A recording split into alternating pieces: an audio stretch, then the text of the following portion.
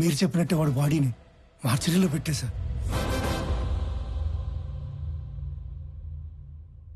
అందరికీ నమస్కారం. శ్రీ నందగోపాల్ చక్రవర్తి మా అన్నయ్య పీపుల్ మార్ట్ కంపెనీ స్థాపించి వచ్చిన ఆదాయంలో 50% పైగా కార్పొరేట్ స్థాయిలో ఉచిత విద్య వైద్యం అందిస్తున్న సంగతి మీ అందరికీ తెలుసు. ఈ రోజు ఆయన సేవలను గుర్తించి భారత ప్రభుత్వం పద్మశ్రీతో గౌరవించినందుకు సంతోషిస్తున్నాను. ఆయన తమ్ముడినైనందుకు గర్వపడుతున్నాను. ఇప్పుడు అన్నయ్య మాట్లాడతారు. Good morning everybody. అందరిలాగే నేను ఒకప్పుడు నాకెందుకు సక్సెస్ రావటం లేదు అని, why am I not successful అని బాధపడిన వాణ్ణే. మరేం చేస్తే సక్సెస్ వచ్చిందో తెలుసా? వెదురు చెట్టు కోసం గింజల్ని భూమిలో పాతి నీళ్లు పోస్తే మరుసటి రోజుకు ఏమీ రాదు, తరువాత వారానికి ఏమీ రాదు, నెలకి ఏమీ రాదు, ఏడాదికి రాదు. కానీ 3 ఏళ్ల తర్వాత మొలకొస్తుంది. ఆ తర్వాత అది ఎదగడం మనం అలా చూడాలి. ఆ 3 ఏళ్ళు లోపల అది ఏం చేస్తుందో తెలుసా? అది పైకి ఎంత ఎత్తు ఎదుగుతుందో అంత లోపలికి దాని వేరుల్ని దిప్పుతుంది. సక్సెస్ అయ్యాక మనం ఎంత ఎత్తు ఎదగాలి అనుకుంటామో అవ్వక ముందు అంత గ్రౌండ్ వర్క్ చేసుకుని ఉండాలి. ఆ గ్రౌండ్ వర్కే సక్సెస్ అవ్వడానికి రీజన్. Thank you. అందుకే నేను స్టెప్ బై స్టెప్ ఎదగడాన్నే నమ్ముతాను. నా పీపుల్ మార్ట్ కుటుంబ సభ్యులందరితో ఒక విషయం చెప్పాలి. పిలుపుకే కుటుంబ సభ్యులు అంటాను గాని నాకు నిజంగా మీ అందరినీ కుటుంబ సభ్యుల్ని చేసుకోవాలని ఉంది. కానీ ఎలాగో తెలీదు. నేను 2 నెలల్లో చనిపోతున్నాను. I'm suffering with neuro degenerative disease. Doctors maximum 2 నెలలని చెప్పారు. మన కుటుంబానికి పెద్దగా ఈ విషయం చెప్పడం నా బాధ్యత కదా. I'm living happily. I want to die happily. I'm living successfully. I want to die successfully.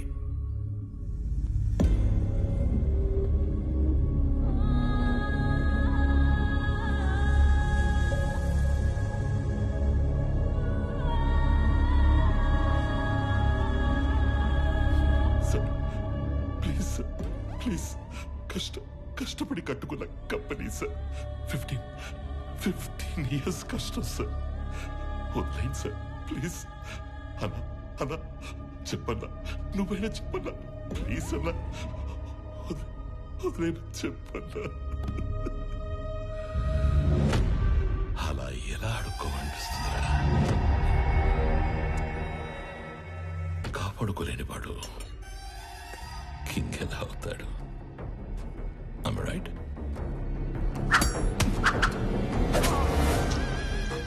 ఖాళీ చెవులతో ఉన్నవాడికి డబ్బు కావాలి, డబ్బున్నవాడికి పవర్ కావాలి, పవర్ ఉన్నవాడికి ప్రపంచం కావాలి. ఎదిగిన కంపెనీ అంటే ఎదిగిన ఆడపిల్ల లాంటిది. ఆరేసు కూర్చుంటే ఇలాగే ఆక్రమించుకుంటాము.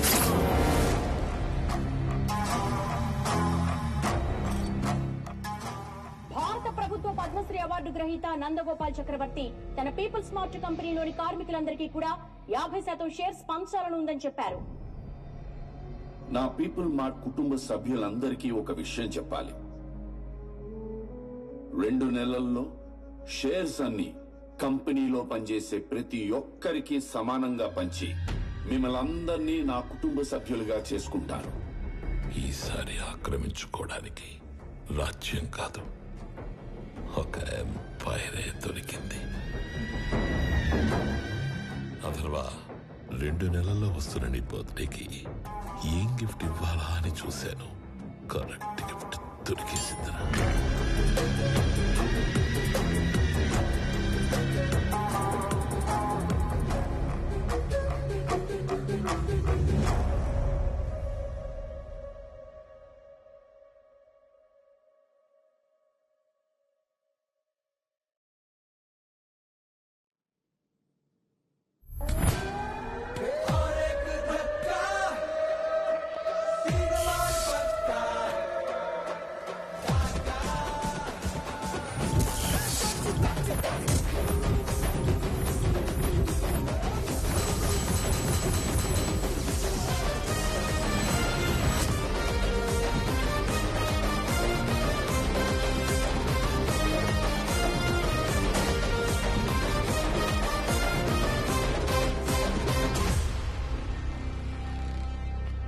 నిన్న నేను లేనప్పుడు మా బాబు దగ్గరకు వచ్చి నీ ప్రాపర్టీ నాకు కావాలి అని బెదిరించింది ఎవడు?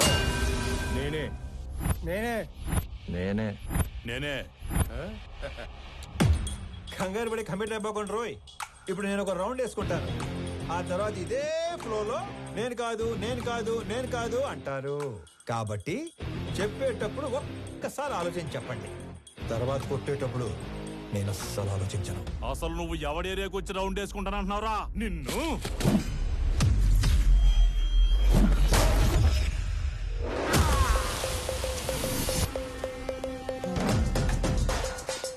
ఇంకా మాట్లాడుకుంటానే ఉన్నాం కదా, అప్పుడు ఎందుకు కొట్టావండి?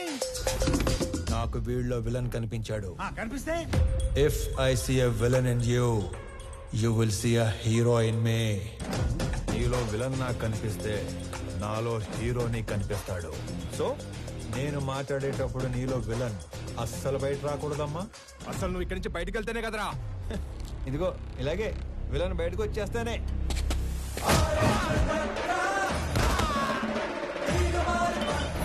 ఇలా హీరో చేస్తాడు. అదిగో నీలో కూడా విలన్ బయటకు వచ్చేసాడు.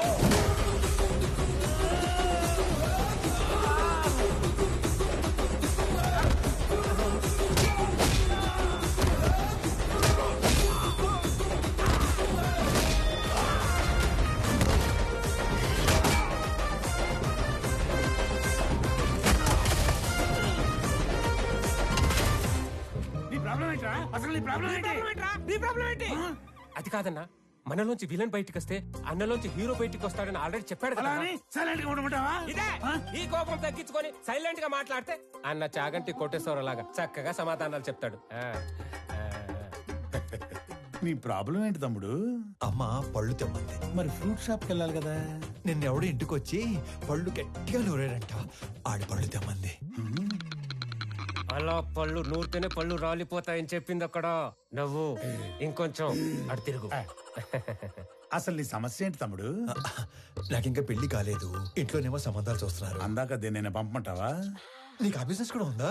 అసలు నన్నేమనుకుంటాడు వాడు? నన్నేమనుకుంటాను అసలు? హ్యాపీయా?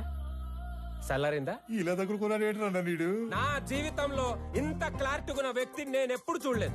నీకోసం అడగడం సరిగ్రాక అన్న మీ దగ్గర పెట్టుపో నవ్వో ఇంకొంచెం అడిచారు. తమ్ముడు అన్నయ్య. నేను ఎవరినో బెదిరించానన్నావు. రోజు 10 మందిని బెదిరిస్తుంటాం. అందులో మీ నాన్న ఎవరు నాకు ఎలా తెలుస్తుంది నానా? ఒక్క సెకండ్.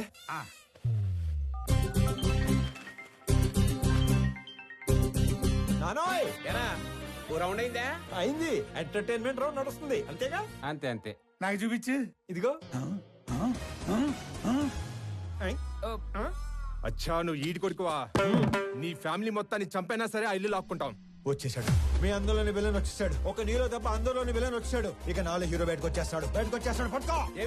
నీ కొడుకు కొడుతుండే కదా చాలా కాలం.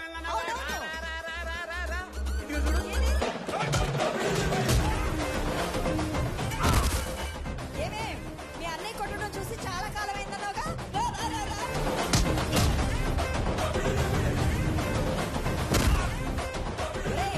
ఆ గుండుగాడిని 4 ఎక్కువైరా.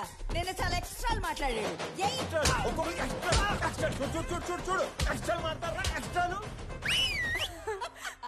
మీరు ఊరుకోండమ్మా. ఈ క్లాస్ పిల్లల్ని రెచ్చగొడుతున్నారు. మాకేమైనా అయిందంటే ఆరోగ్యశ్రీ కార్డులు కూడా లేవు తెలుసా? మరి అలాంటప్పుడు ఆర్జం ఎందుకు పెట్టుకున్నావు? ఆడసలే తేడాగాడు. ఆడే రెచ్చగొడతాడు, ఆడే కొడతాడు. ఏం చేస్తాం? మా టైం బాగాలే పెట్టుకున్నాం. అమ్మో టైం అంటే గుర్తుకొచ్చింది. ఒరే ఆఫీస్కి వెళ్ళవా? టైం అయింది. మర్చిపోయాను. అదొకటి ఉంది కదా. ఇంకో చిన్న వార్నింగ్ ఇచ్చి బయలుదేరతానే. మా నాన్న ఒకటే చెప్పాడు. ఏమని? ఏదైనా గొడవ వస్తే అస్సలు ఆలోచించకుండా ఎరగదీసేమన్నాడు. నేను కామన్ మ్యాన్ కదా. ఇది సరిపోద్దిగా? సరిపోయింది. నవ్వుతూ చెప్పు. సరిపోయింది. ఇంకో సరిపోయిందిగా. Good bye. ఇందాక అమ్మకి వార్నింగ్ ఇస్తానన్నాను గానీ నాకు ఈ డైలాగులే చెప్పి భయపెట్టడం పెద్దగా రాదు. Just imagine. ఫస్ట్ టైం కాబట్టి సైలెన్సర్ పట్టుకొచ్చా. మళ్ళీ ఇదే రిపీట్ అయితే ఈసారి సైలెన్సర్ కాదు కత్తి పట్టుకొస్తా. సైలెన్సర్ తో దెబ్బ పడ్డ ప్రతి చోట కత్తితో వేటు పడిందనుకో.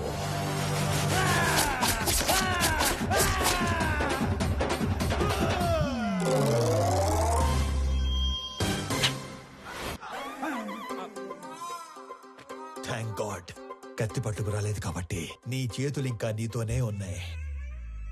ఇవి నీకే బాగున్నాయి. జాగ్రత్తగా పెట్టుకో. వెళ్ళాలా మరి? ఓకే అన్నా. ఏంటి? ఏం లేదన్నా, వెళ్ళండి. తొందరగా వెళ్ళమంటారా? వెళ్ళండి.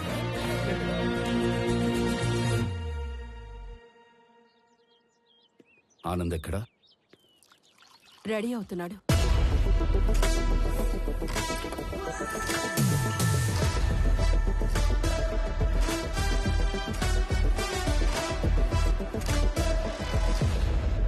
Sir, tablets. వైజాగ్లో ఏదో గొడవ అయిందట. సార్, అది వైజాగ్లో ఏం జరిగింది?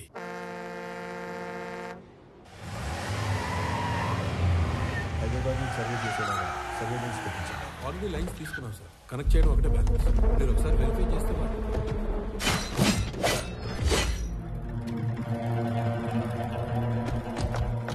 ఎవరు మీరు? నీ 200 ఎకరాల్లోకి వస్తేనే ఎవరు నువ్వు, ఎవరు రానిచ్చారు అని అడుగుతున్నాడు. 682 చదరపు కిలోమీటర్లున్న నా వైజాగ్ కాన్స్టిట్యున్సీలోకి వచ్చి 1000 మందికి ఉద్యోగాలు, 100 కోట్ల ప్రాజెక్టు కడుతుంటే ఏరియా ఎక్స్ఎమ్మెల్యేని నేను అడగొద్దా ఎవరు నువ్వు, ఎవరు రానిచ్చారు అని? ప్లీజ్ సార్, గొడవ చేయకండి, కూర్చొని మాట్లాడుకుందాం. నేను మాట్లాడడానికి వచ్చాను కాబట్టే నా మనుషులు ఇంకా వెనకే ఉన్నారు, మీరింకా బతికే ఉన్నారు. అది కాదు సార్, నేను చెప్పింది కూర్చో వినండి. నేను చెప్తున్నాను, నువ్వు వినో. ఈ కంపెనీ ఇక్కడున్నంత కాలం బిజినెస్ లో 10% నాకివ్వాలి. సార్, ఇది కొన్ని వేల మంది కష్టం. దీన్ని ఎవరికి ఊరికే ఇచ్చి వాళ్ళ కష్టాన్ని అవమానించలేను. I'm sorry sir. 50 మందా? వీడు అసలే ఎవరి మీద చేయి కూడా ఎత్తాడు. ఎలా బయటపడ్డాడు అసలు? మా నాన్న ఒకటే చెప్పారు, ఇద్దరి మధ్య గొడవ వస్తే ముందుకెళ్ళి కొట్టేవాడు కామన్ మ్యాన్ అవుతాడు, టేబుల్కి అటు ఇటు కూర్చొని ప్రాబ్లం సాల్వ్ చేసుకునేవాడే బిజినెస్ మ్యాన్ అవుతాడు. నా కంపెనీలో 10% లాభాలు అడుక్కోవడానికి వచ్చిన వాడి కోసం ఆ కంపెనీ ఓనర్ని చంపడానికి వచ్చే అంత తెలివి తక్కువ వాళ్ళు కాబట్టే వాడి మిమ్మల్ని పనిలో పెట్టుకున్నాడు. ఏ మాత్రం తెలివి ఉన్నవాడైనా 100 రూపాయలు సంపాదించే వాడి వైపు ఉంటారా, అందులో 10 రూపాయలు అడుక్కోవడానికి వచ్చిన వాడి వైపు ఉంటారా? అండ్ ఆఫ్ కోర్స్ మిమ్మల్ని పోషిస్తాడు కాబట్టి. అది ఎప్పటి వరకు? మీకు రేపు 40-50 ఏళ్ళు వచ్చి ఒంట్లో బలం తగ్గాక అప్పుడు కూడా పోషిస్తాడా? మీకు ఇదంతా మానేసి ఏదో పని చేసుకోవాలని ఉంటుంది, కానీ మీ బ్యాక్గ్రౌండ్ చూసి ఎప్పుడూ పని ఇవ్వడం. నేనిస్తా. మీరు గౌరవంగా బతుకుతాను అంటే నా కంపెనీలో మీ అందరికీ ఉద్యోగాలు నేనిస్తాను. రోజు 8 గంటలే పని. వాడిలా ఎప్పుడు పడితే అప్పుడు పిలవను. ఇలాంటి వాటికి అస్సలు పిలవను. 60 ఏళ్ళ దాకా పని, దాటాక పెన్షన్. చచ్చేదాకా ఎవ్వడి మీద డిపెండ్ అవ్వక్కర్లేదు. నా కంపెనీకి డెలివరీ బాయ్స్ కావాలి. ఈ ఏరియాలో అణువు తెలిసిన మీకంటే క్వాలిఫైడ్ ఇంకెవరుంటారు? ఆలోచించుకోండి. నాతో కలిసి పని చేయాలనుకుంటే మీలో ఉన్న రౌడీని చంపి నాతో రండి. కాదు, వాడి కిందే పని చేద్దాం అనుకుంటే నన్ను చంపి లోపలికి వెళ్ళండి. వాడేంటో కథలు చెప్తుంటే వింటారేంట్రా? ఏసేయండ్రా.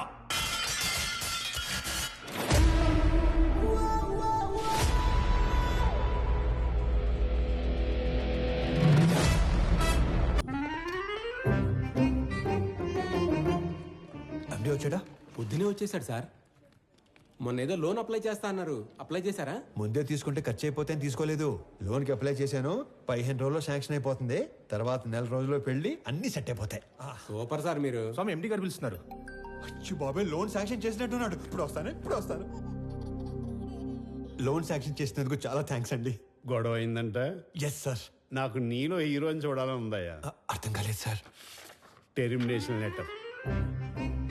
ఎందుకు సార్? ఇందాక నువ్వు కొట్టినాడంటే నీకు భయం లేదట కదా? అస్సలేదు సార్. నాకుంది సార్. వాడు మళ్ళీ వస్తే కొడతావు కదా? బ్రహ్మాండంగా సార్. నేను కొట్టలేను, అందుకే. నన్ను నమ్ముకొని ఇంట్లో 3 ఉన్నారు. నన్ను నమ్ముకున్న ఆఫీసులో 300 మంది ఉన్నారు. ఏదో ఫిక్స్ అయ్యాడు. ఇంతకీ ఏమంటారు? నిన్ను తీసేస్తే నేను హీరో అవుతా, మానేస్తే నువ్వు హీరో అవుతావు. నాకు నీలో హీరోని చూడాలని ఉంది. టైపర్ కంపెనీ పెట్టుకుంటే సరిపోదు, మాటికి అది వాడకుండా ఉంటే ధైర్యం కూడా ఉండాలి. పిరికేదావా అని ఎక్కడైనా మర్చిపెట్టుకో. ఫోన్లే స్లోగానే తిట్టాడు. మొన్న పెళ్లి చూపుల్లో నాన్నగారు పెళ్లి చాలా గ్రాండ్గా చేయమన్నారు. సడన్గా అనేసరికి మీరు ప్రిపేర్ అయ్యారో లేదో అని. మీకేం అభ్యంతరం లేకపోతే మా ఇంట్లో తెలియకుండా నేనే డబ్బులు ఇస్తాను. అయ్యయ్యో ఏం పర్వాలేదు, మా వాడు అన్ని అరేంజ్మెంట్స్ చేసేసాడు. పెళ్లి అద్భుతంగా చేసే బాధ్యత మాది. ఆల్రెడీ చేశారా? ఉంటానండి. అలాగే, మంచిదే.